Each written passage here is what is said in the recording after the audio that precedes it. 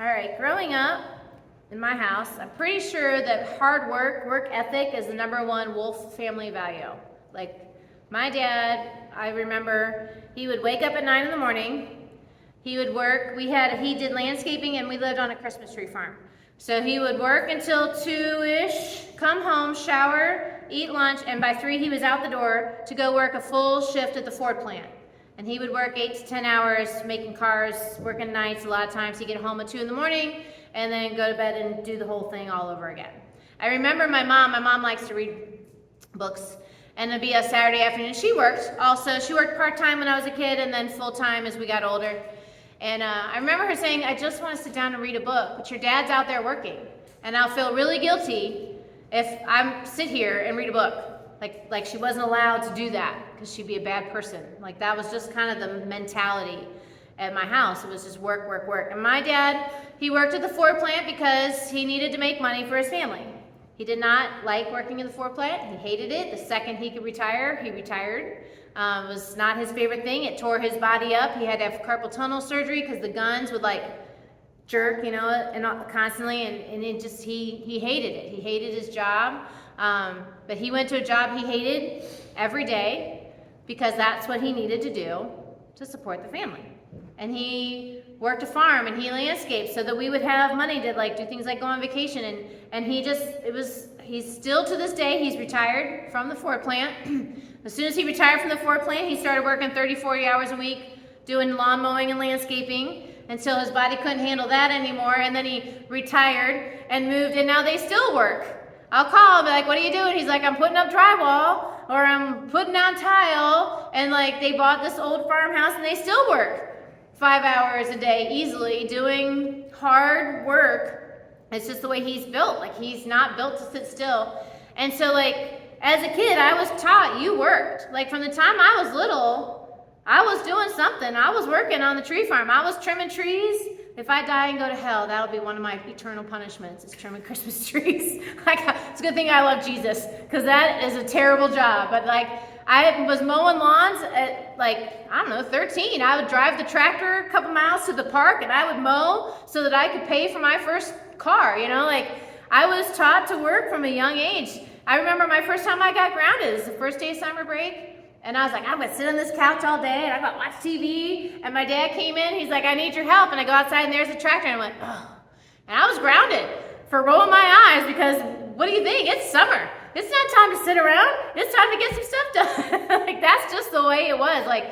We are a family that works. And it's still part of my DNA to work. I still to this day, if I sit still at night, I'm like, am I allowed to sit still? Am I a bad person because I'm watching an hour of TV or I'm reading a book?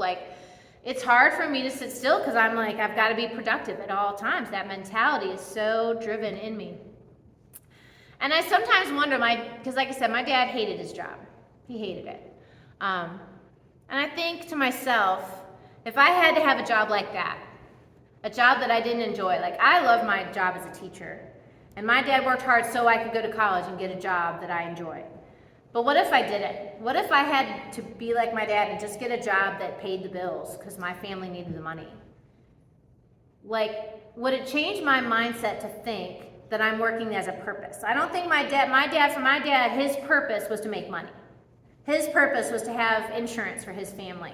His purpose was not to share he's a Christian. I remember my dad's baptism. As one of these songs I was remembering, my dad got baptized as an adult because he didn't grow up in church. And I remember my dad's baptism. But he didn't think about his work as ministry. He didn't think about I'm building cars for the Lord. He thought I'm building cars to make money so my kids don't starve. And how much different might his experience have been if we flipped the switch on that? If he had thought, okay, I've got to build cars for a living, what if I build cars for the Lord and for the paycheck? Would that have changed the way he thought and felt about his job as he went to work every day? And so as I was thinking about this, I found this video. This woman, she is a contractor, so she does construction. And she talks about how she works for the Lord. Even though she works in construction, she's working for the Lord. So I've got this short little video for you guys. I love that she says, I'm not called to be a pastor. It's easy for me to say, like, I have a calling to, like, help the Lord because I'm a pastor, or even as a teacher and a coach, those things you can be like, yeah, you're doing that unto the Lord. But what about being a contractor? What about being a factory worker? How do you be a factory worker unto the Lord? How do you be a contractor unto the Lord? And I love that she says, I have a calling to be a contractor. That's just kind of funny to me to think like you could be called to be a contractor. My dad might not have said I was called to be a factory worker. But that's what he was, because that's what he needed to do for his family. What if he had thought, I am being called to be a factory worker? What if he thought, I can share the gospel, I can share the love of the Lord in my Ford work, and like in the Ford factory? Just like Kim did. She says, I'm called to this. And she works with integrity. She forms relationships with the people she works with. I love it. She said at the beginning, I just never thought of it this way. She says, we have 24 hours and we spend a third of that sleeping. She's like, I spend more time with the people I work with than I do my best friends. And she's right. I mean, think about the people that you work, those of us who are still working. You spend a lot of time with those people. And so if you are just being a normal person, they're not going to think anything of it. But what if you are living your life as a Christian out loud where you work? What if you're being a person of integrity where you work? My friend Jill, her dad is an accountant, and he owned an accounting firm for years. And he decided he was going to make his job as an accountant for the Lord. That was his ministry. And so he ran his business with Christian principles, even if that didn't mean always making the most money. And Jill says she remembers when she was a kid, it was tight sometimes. Because he was like, what do you think you can pay? And if someone couldn't pay, he wasn't like sending someone out to break their kneecaps. He's like, just do it when you can. You know, he would pray and trust God in his business. And because he ran his job with Christian principles, over and over again, his business was listed as Cincinnati's best places to work. Because he treated his people with integrity and caring and good principles in his workplace. Think about Chick-fil-A. They're peddling fried chicken. But they are above the rest. I would much rather go to Chick-fil-A than McDonald's. And because they treat their workers with Christian principles, and their workers then treat the guests with Christian principles, and it stands out. If I compare Chick-fil-A and Cane's, they sell basically the same food, but I love going to Chick-fil-A because you feel that Christian energy in the place. And as I was doing this series, I was thinking a lot about Mike Rowe, and he's kind of the pivot of mine. If you've ever seen the TV show Dirty Jobs, he did that show 3 years, I think. He's a smart guy. Mike Rowe's a smart guy. And his family are a bunch of they're blue-collar workers. They are people who work unto the Lord. That's their job, you know? And they don't mess around with that. And he said, like, they were talking to him about his faith. And they're like, do you live your faith out loud? And he's like, I don't talk about it, I live it. And he says, from what I observed, honorable qualities, Christian qualities, appear in people who claim to be Christian, as well as people who claim to be something else. You don't have to be a Christian to be a good person, to be nice to people.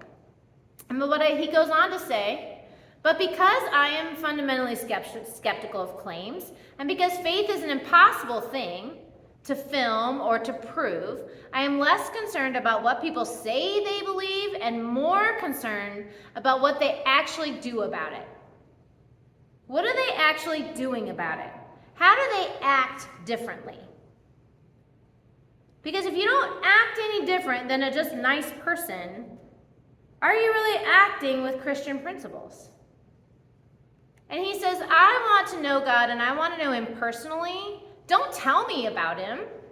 I don't want to rely on what someone else's experiences with him. I want to know him. He says, what I often lose sight of is that God wants me to know him. We need to demonstrate that we know God. Your coworkers, your neighbors, your family don't want you to show up and just start talking about Jesus to them. Show them what Jesus looks like. Because if you start just talking about Jesus to people, a lot of times they turn you off. They don't want to hear it. Maybe they've had a bad experience, maybe they think that's all a bunch of hokum, whatever. They don't want to hear it, but if they see you acting differently, they're going to be like, something's different here. Why does she treat me better than someone else? Why is he more honorable when everyone else cheats? What makes him take time out to talk to me? Why doesn't he, when he gets mad, and I can see that he's mad, not blow his top on me? Why does she act with integrity, show up every day, even when she doesn't want to? And as you start to live that life out, people will be like, there's something different going on here. And we'll get to that verse in a second. Mike Rowe also says, the most successful people are driven by something deeper and more significant, the pursuit of a paycheck. Are you showing up to your job just for a paycheck? Or are you showing up to do ministry? If my dad had shown up to do ministry, he might have liked his job because he was showing people what God looks like. Instead, he was just showing up for a paycheck, and he hated it. It wore him out. But when I go to work as a teacher, teachers know we don't show up for the paycheck. I mean, yeah, we get paid, but I could make a whole lot more money with my education. I have 2 master's degrees. I went to college for a really long time.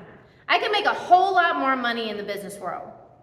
I could take my 2 degrees even and probably make almost double what I'm making. Heck, I could go